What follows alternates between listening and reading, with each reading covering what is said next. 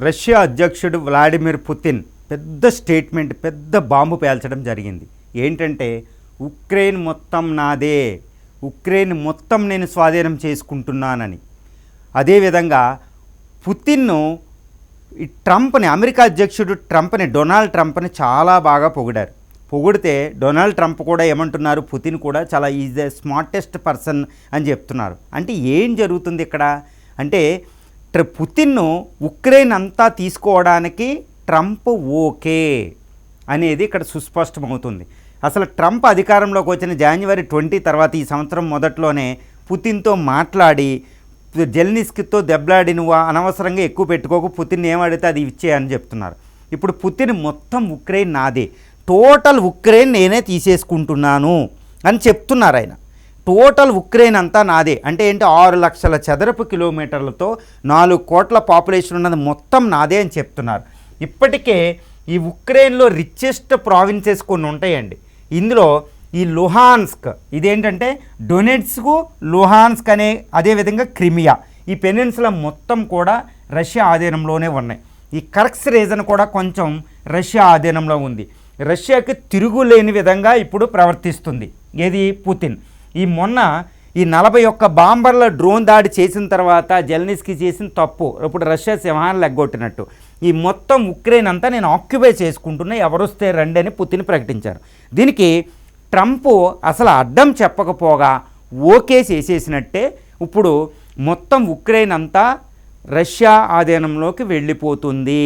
మరి ట్రంప్ ఏంటి, అమెరికా యొక్క వ్యూహం ఏంటి అంటే ఇక్కడ ఒక చిన్న కథ ఉందన్నమాట.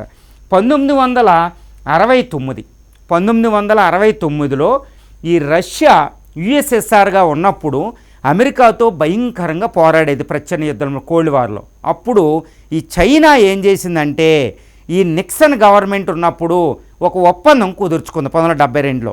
చైనా అమెరికా ఒకటయ్యి యుఎస్ఎస్ఆర్ పతనానికి నాందయింది. 1969లో చైనా రష్యాపై దాడి కూడా చేసింది.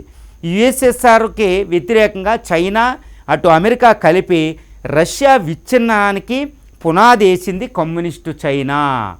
ఇప్పుడు ఇలాంటి విధానాన్నే అమెరికా అవలంబించబోతుంది, దాన్ని పగ తీర్చుకోపోతుంది ఈ వ్లాడిమిర్ పుతిన్ ఇప్పుడున్న రష్యా.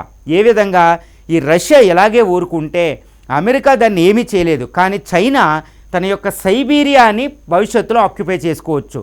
రష్యాకి అతిపెద్ద శత్రువు చైనా భవిష్యత్తులో. ఇప్పుడు ప్రధానంగా అమెరికా శత్రువు ఉంది కాబట్టి శత్రువు మిత్రుడికి శత్రువు ఒకటైనట్టు మిత్రుడైనట్టు ఒకటైనవి అంతే. కానీ రష్యాకి చైనా అంటేనే ఎక్కువ భయం. ఇప్పుడు అమెరికా కూడా చైనా రైజ్ అవ్వడం ఇష్టం లేదు. కాబట్టి రష్యాకి తాను కావాల్సిన ఉక్రెయిన్ ఇచ్చేస్తే పుతిన్ యూరోప్కి పెద్ద పనిష్మెంట్ ఇచ్చినట్టు. యూరోప్లో ఉన్న దేశాలన్నీ షాక్లో ఉంటాయి. ఈ ట్రంప్ కూడా యూరోపియన్ దేశాలు పట్టించుకోవడంలా, యూరోపియన్ కంట్రీలు ఫ్రెండో కాదు శత్రువు కాదు. కానీ అదే సమయంలో చైనా ఎదుగుదల కుదరదు. ఎందుకంటే అమెరికా అధ్యక్షుడు ప్రజెంట్ డొనాల్డ్ ట్రంప్ యొక్క ముఖ్య లక్షణం to make America great again, అమెరికాని మళ్ళీ అతిపెద్ద గ్రేట్ చేసేయాలి. అది చేయాలంటే ఏంటి, చైనాని ఆపాలి.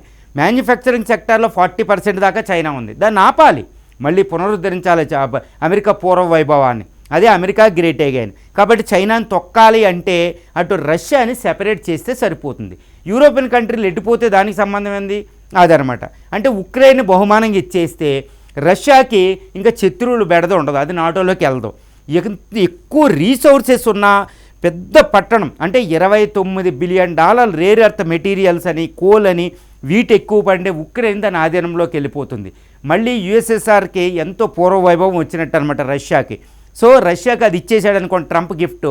ఈ పుతిన్ ట్రంప్ ఒకటయ్యారనుకోండి చైనాకి బుద్ధి చెప్పవచ్చు. ఇప్పుడు చైనాకి ఎక్కువ మిలిటరీ టెక్నాలజీ రష్యా ఇవ్వదు, తన యొక్క రక్షణ చూసుకోగలిగిద్ది. ఆర్థికంగా ఆంక్షలు ఉండవు, అమెరికా విధించిన ఆంక్షలు, అది పునరుద్ధరించబడుద్ది. అదే టైంలో ఈ అమెరికా అధ్యక్షుడు, ముఖ్యంగా అమెరికా ఇటు తైవాన్ రక్షణ, సౌత్ చైనాలో చైనా భరతం పట్టగలిగిద్ది. అక్కడ పెట్టుబడుల ప్రవాహం ఎక్కువ అవుద్ది, యూరోపియన్ నోరు మూసుకుని కూర్చుంటుంది. సో ఈ విధంగా ఈ యొక్క ట్రంప్ యొక్క వ్యూహం ఒక అద్భుతం అని చెప్పొచ్చు. అంటే చైనాని అణచడానికి పుతిన్ గిఫ్ట్ ఇచ్చి పుతిన్ని వెస్ట్రన్ కంట్రీస్ వైపు లాక్కుంటారు అంతే. చైనా ఒంటరిది అవుద్ది, ఎందుకంటే రష్యా సహాయం లేకుండా, ఈ మిలిటరీ టెక్నాలజీ లేకుండా, ఈ ఆయిల్ వెల్త్ లేకుండా రష్యా నుంచి వచ్చేది చైనా తన గ్రోత్ని మెయింటైన్ చేయడం అసంభవం. అప్పుడు అమెరికా మళ్ళా గ్రోత్ ఎక్కువ వస్తుందన్నమాట. ఇది తంతు అనమాట. అంటే ట్రంప్ యూరోప్కి పనిష్మెంట్ ఇస్తూనే ఉక్రెయిన్ గిఫ్ట్ ఇచ్చి పుతిన్ తమ వైపు లాక్కుంటున్నాడు. ఇది 1969-72లో చైనా ఎత్తుగడ వేసి రష్యాకి ఇచ్చిన పనిష్మెంట్. అప్పుడు యుఎస్ఎస్ఆర్ విచ్ఛిన్నం అవ్వడానికి కారణం కమ్యూనిస్ట్ చైనా. కాబట్టి కమ్యూనిస్ట్ చైనా ఎత్తుగడ ఏంటి? రష్యా నుంచి శక్తిని తీసుకోవడం, ఎదగడం, అమెరికాని కాస్త రష్యా ద్వారా ఆపడం. ఇంకొక 2 దశాబ్దాలు అయిన తర్వాత రష్యా అవసరం ఉండదు. అప్పుడు రష్యా యొక్క సైబీరియాని తీసుకుంటుంది అనమాట. అది కమ్యూనిస్ట్ పన్నాగం, కమ్యూనిస్ట్ చైనా. ఇది పుతిన్ పసిగట్టారు, రష్యా పసిగట్టారు. కాబట్టి ఇప్పుడు ట్రంప్ ఇచ్చిన ఆఫర్ని అద్భుతంగా తీసుకోవాలి. దీనివల్ల ఉక్రెయిన్ యుద్ధాన్ని సద్దుమణిగిద్ది. ఉక్రెయిన్ దానికి గిఫ్ట్కి వెళ్తుంది. నాటో ఎక్స్పాన్షన్ ఉండదు, నాటో చిత్రత్వం లేదు, తన యొక్క రక్షణకి డోకా ఉండదు. అవసరమైతే ఇంకో దేశాలను కూడా ఆక్యుపై చేసుకుంటుంది. ఇది అనమాట. మరి ఇది భారతదేశానికి లాభమా నష్టం అంటే లాభమే. ఎందుకు? పుతిన్ స్ట్రాంగ్ అవ్వడం వల్ల భారతదేశానికి ఎప్పుడు మిత్రదేశం. ఎందుకంటే పుతిన్ రష్యా ఎప్పుడు ఇండియాకి శత్రువు కాదు, అది ఎంత ఎదిగినా. కాబట్టి మన మిత్రుడు శక్తివంతుడు అవుతాడు. అదే సమయంలో ఈ చైనాకి ఎగ్నెస్ట్గా పుతిన్ అక్కడ ట్రంప్ ఒకటవుతున్నారు, అమెరికా రష్యాలు. కాబట్టి చైనా పడతారు కాబట్టి చైనా ఆగిద్ది. సో పెట్టుబడులకు గమ్యస్థానం ఇండియా ఎదగలిగిద్ది. ఎందుకంటే వాళ్ళకి సప్లై చైనా కావాలి. దానికి ఇండియా చైనా +1 స్ట్రాటజీలో మనం వస్తాం. సో ఇది మనకి చక్కగా కూర్చుంటేనే చైనా భర్తం అయిపోద్ది, డ్రాగన్ భర్తం.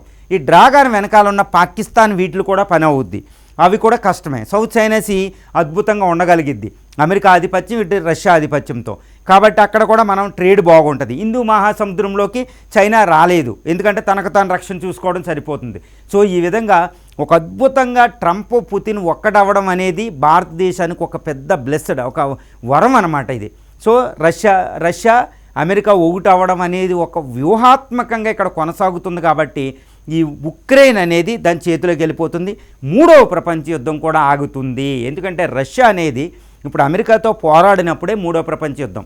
ఇక రష్యా అమెరికాలు ఒకటవుతే, చాలా మరీ ఫ్రెండ్స్ అవసరంలే, క్లోజ్ అవుతే చైనాకి ఎగినెస్ట్గా చైనా వీక్ అవుతుంది. కాబట్టి ఇటు రష్యా సహకారం లేకుండా చైనా అనేది తైవాన్ మీద అటాక్ చేయలేదు, తైవాన్ ఆక్యుపై చేయలేదు. కాబట్టి అమెరికా మీద అటాక్ చేయదు. కాబట్టి ఇక 3వ ప్రపంచ యుద్ధం అనేది జరగదు. సో ట్రంప్ అనే వ్యూహం ప్రపంచ శాంతికి ఉపయోగం. అంటే అమెరికా గ్రేట్ అగైన్ అవుతుంది, చైనా వీక్ అవుతుంది, రష్యాకి ప్రాబ్లమ్స్ పోతున్నాయి, రష్యా పునరుద్ధరి. సో ఇది ఒక అద్భుతమైన వరం. ఇండియా కూడా సూపర్ పవర్ అవ్వగలదు. సో ఈ విధంగా 3వ ప్రపంచ యుద్ధాన్ని ఆపిన ఘనత ఈ ట్రంప్కి రాబోతుంది పుతిన్తో సంబంధాల వల్ల. సో ఇదంతా ప్రపంచం యొక్క అంతర్జాతీయ సంబంధాలను ఒక టెక్టానిక్ షిఫ్ట్ అంటారన్నమాట. మొత్తం అంతర్జాతీయ సంబంధాలని మరో లెవెల్కి తీసుకుపోబోతుంది. అంటే international next 21st century politics అండి ఇవి. ఎవడు మిత్రుడు ఎవడు శత్రువు అనేది అంతర్జాతీయ సంబంధాలు అసలు ఉండవు. దీనికి ఒక నిదర్శనమే రష్యా అమెరికాలు ఒకటయ్యి చైనాని అణగదొక్కడం, ఇండియాకి వరం రాబోవడం. సో ఇక అద్భుతం అని చెప్పొచ్చు. ఇది అంతర్జాతీయ సంబంధాల్లో రానున్న నెలలో, రానున్న సంవత్సరాల్లో సిద్ధించేది. ఇక ఉక్రెయిన్ రష్యా యుద్ధం కూడా ఆగిపోతుంది.